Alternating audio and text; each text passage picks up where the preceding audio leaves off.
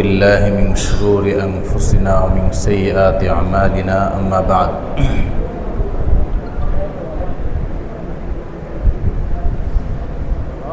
الحمد لله সিরাত বিষয়ে আলোচনা চলতেছিল।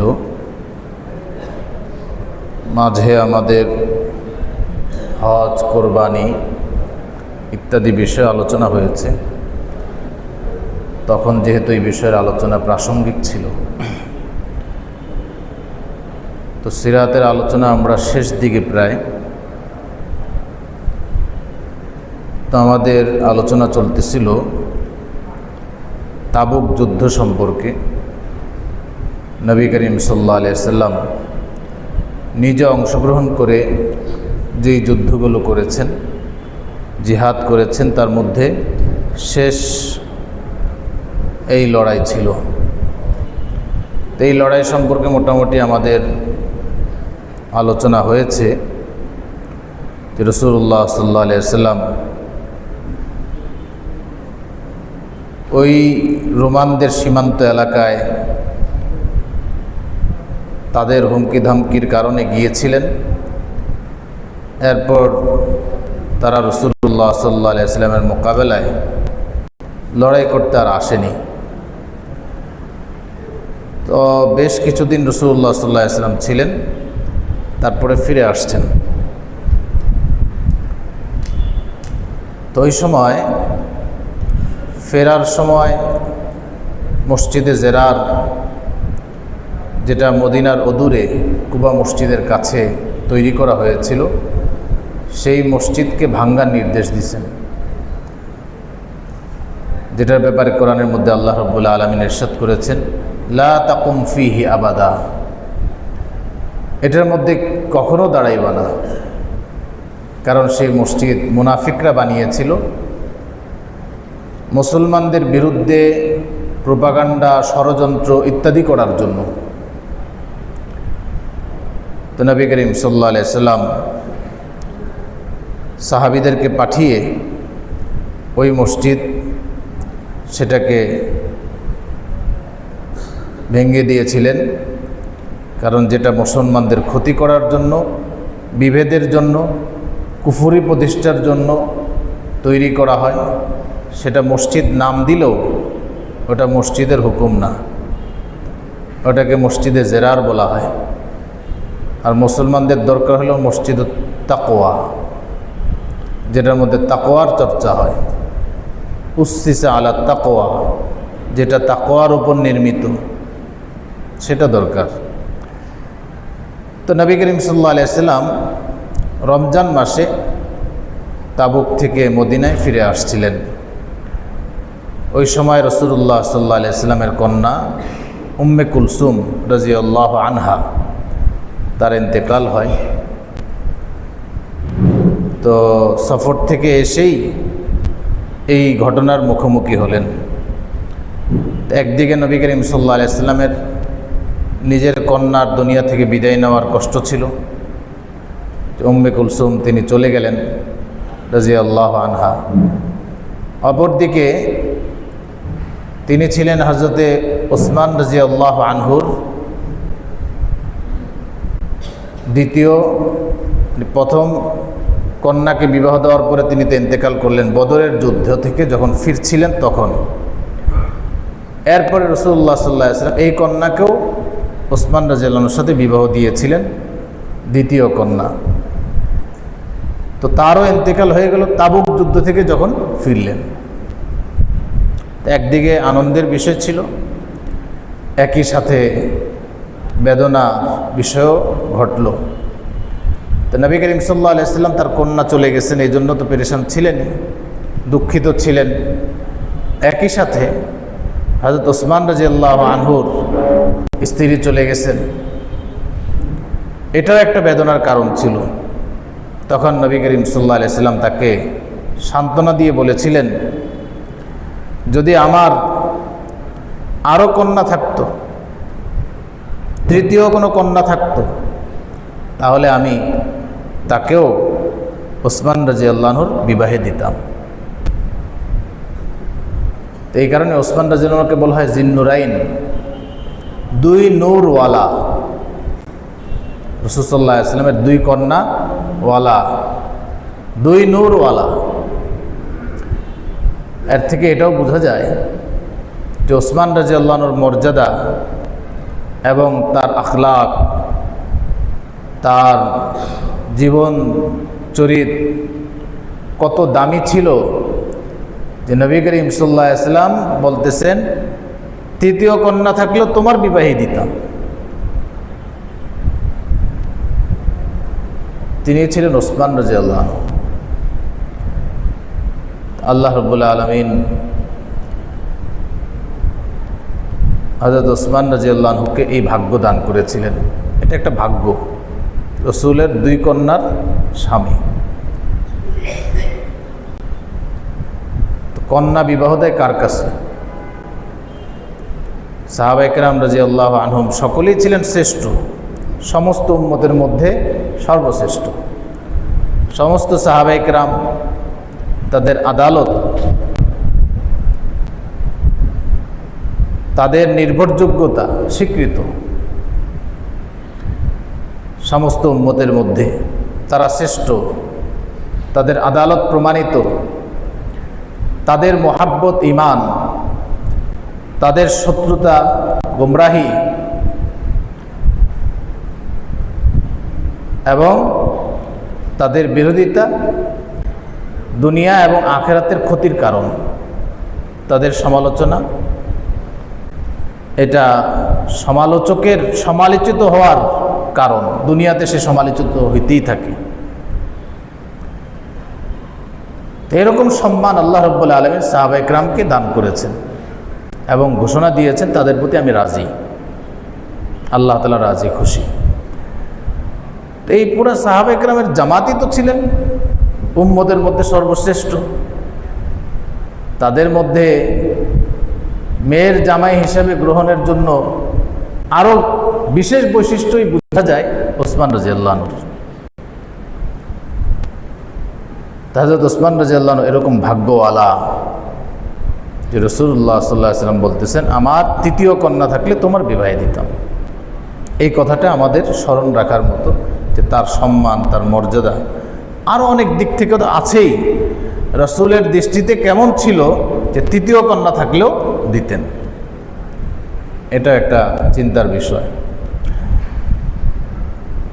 এটা একটা ঘটনা ঘটলো তাবুকের যুদ্ধ থেকে আসার পরে। আরও কিছু ঘটনা আমরা পিছনে আলোচনা করেছি, যে মুনাফিকরা আসার সাথে সাথেই নানা ওজর খাহি করলো যে আমরা এই জন্য যেতে পারি নাই। খুব নিয়ত ছিল, খুব ইচ্ছা ছিল, কিন্তু আপনার সাথে এই যুদ্ধে যেতে পারলাম না। দিল তো আপনার সাথেই পড়েছিল, এই সমস্যার কারণে যেতে পারিনি। যার যেরকম মিথ্যা অজুহাত দেওয়ার দিয়ে দিছে মুনাফিকরা। কিন্তু ঘটনাক্রমে 10 জন মুখলেস খাঁটি ইমানদার সাহাবী তারাও এই যুদ্ধে অংশগ্রহণ করতে পারেন নাই। কেউ কেউ এরকম ছিলেন, আজ যাবেন, কাল যাবেন, পরশু যাবেন, করতে করতে আর যেতেই পারেন নাই।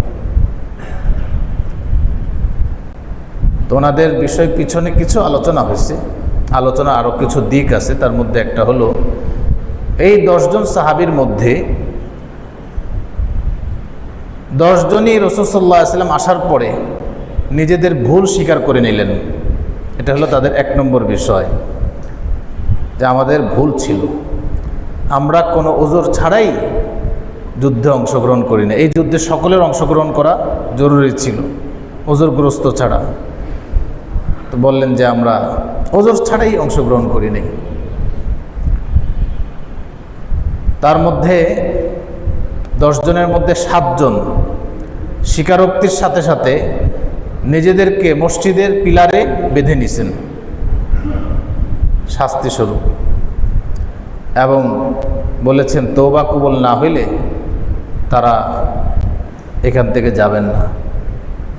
তো পিলারেই বাধা ছিলেন। তাদের মধ্যে একজন বিখ্যাত সাহাবী আছেন আবু লুবাবা রাদিয়াল্লাহু আনহু। তিনিও নিজেকে পিলারে বাঁধছেন।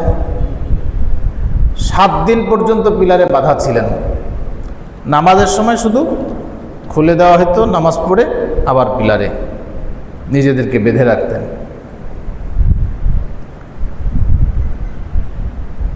তো 7 দিন পরে এমন অবস্থা হলো যে তিনি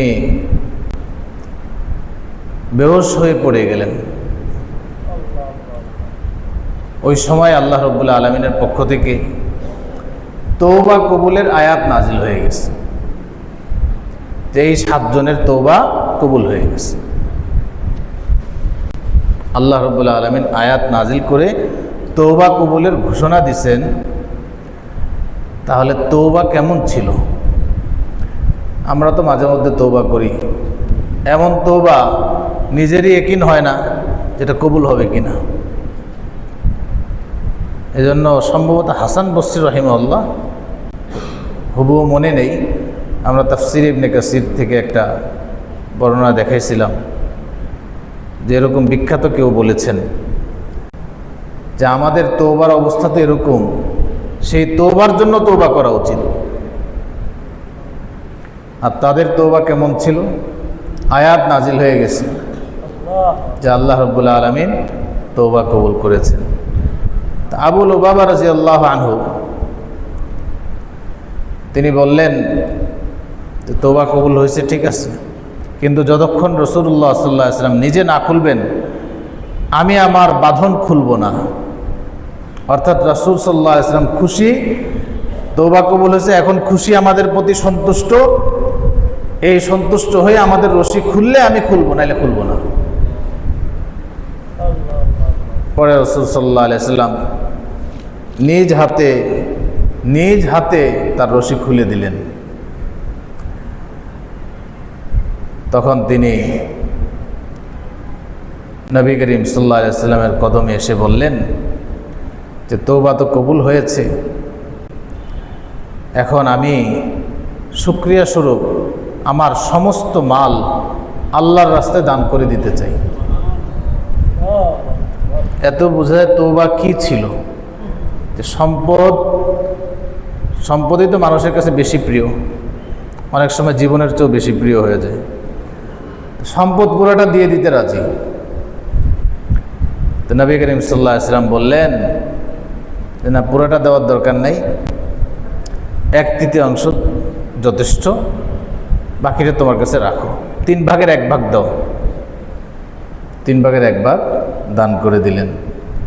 এখনও আছে সেই পিলারের চিহ্ন, যে জায়গায় পিলার ছিল, উস্তুয়ানায় আবু লুবাবার পিলার। যারা ওই যে রিয়াজুল জান্নায় যায়, ওইখানে পিলার আছে যেখানে তারা নিজেদেরকে বেঁধে রাখছে। আরেকটা আছে উস্তুয়ানে আয়েশা রাদিয়াল্লাহু আনহা,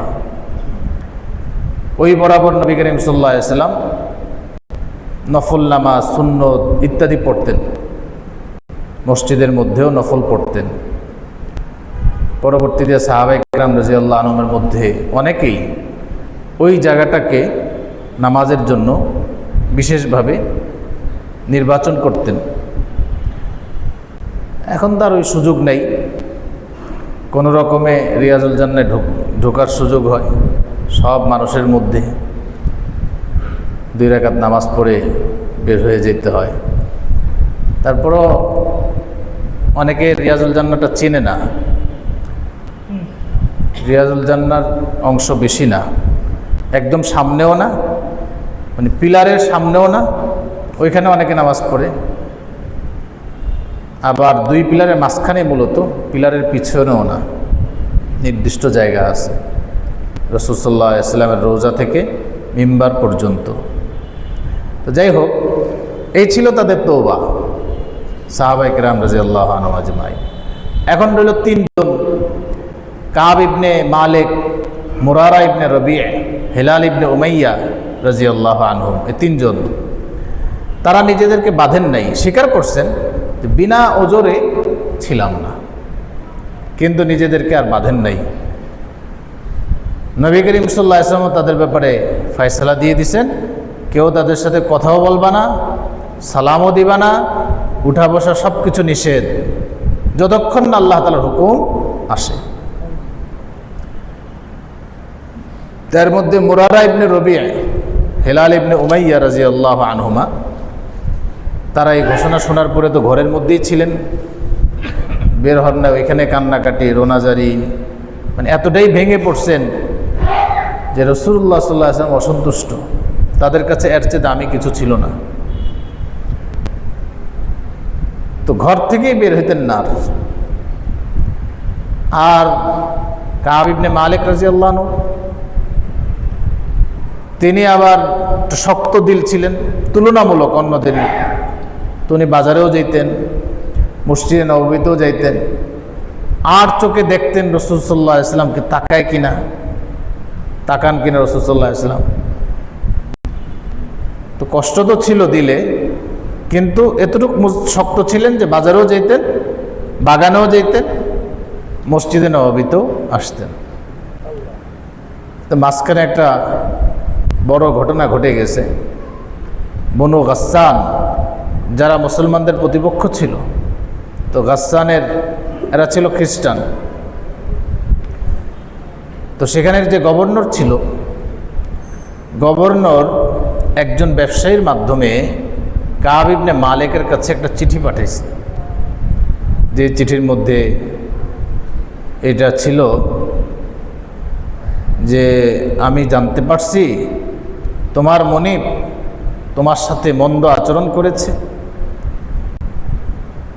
আল্লাহ তাআলা তোমাকে বেইজ্জতির জায়গায় না রাখে, তুমি আমাদের কাছে চলে আসো, আমরা তোমার যথার্থ সম্মান এবং মর্যাদার সাথে আমাদের কাছে রাখব।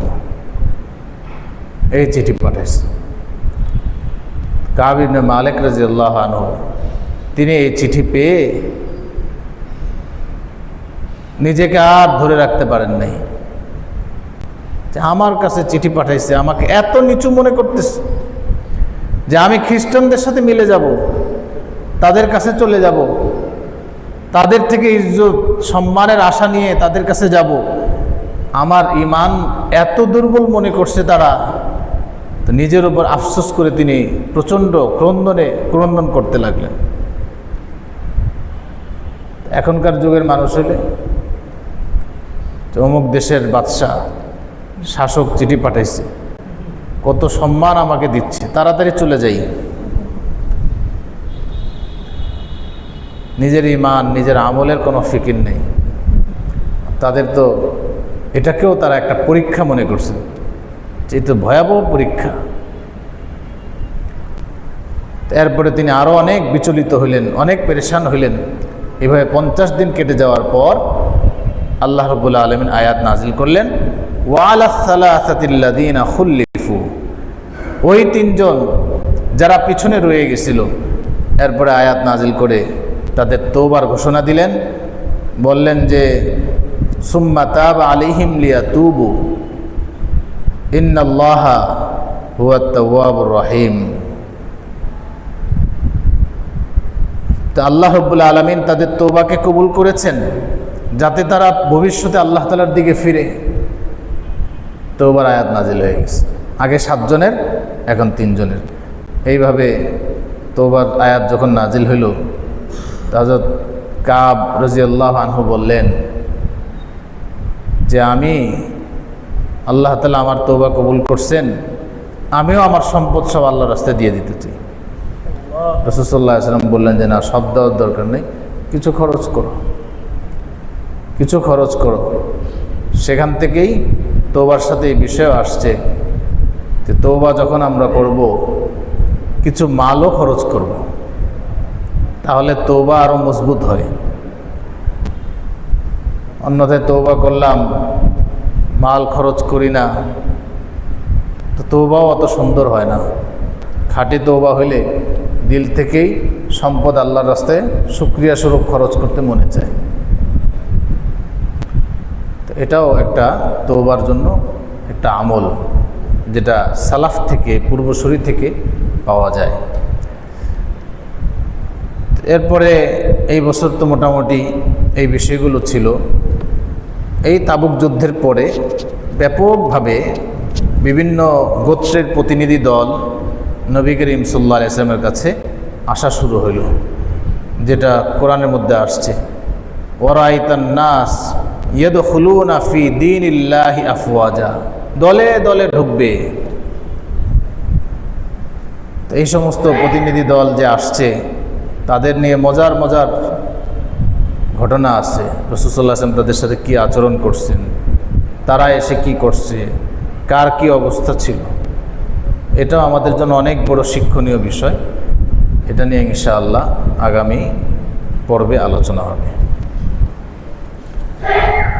সুবহানাল্লাহি ওয়া বিহামদিহি, সুবহানাকাল্লাহুম্মা ওয়া বিহামদিকা, আশহাদু আল্লা ইলাহা ইল্লা আনতা, আস্তাগফিরুকা ওয়া আতুবু ইলাইক।